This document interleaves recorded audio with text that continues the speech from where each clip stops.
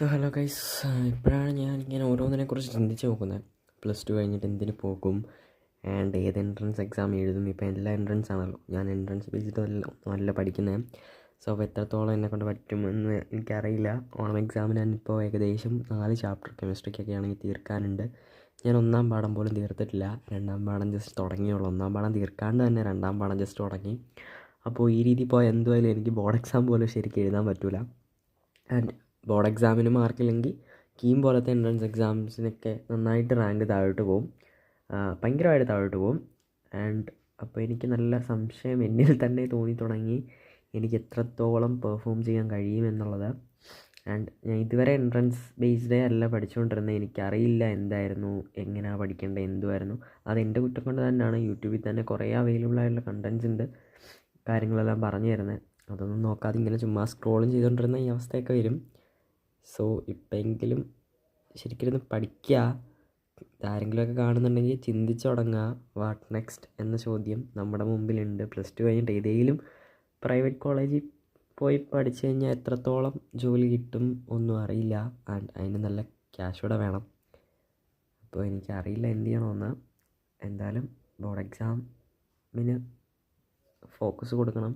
But അതിൻ്റെ കൂടെ entrance exam കുറച്ചെങ്കിലും നോക്കണം. എനിക്കറിയില്ല എന്നെക്കൊണ്ട് എത്രത്തോളം പറ്റും. ഞാൻ ഒരു സ്ലോ ലേണറാണ്.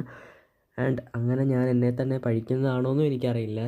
രാത്രി 8 മണിക്ക് കിടന്നുറങ്ങിയിട്ട് സ്ലോ ലേണറാണെന്ന് പറഞ്ഞിട്ട് കാര്യമൊന്നുമില്ല.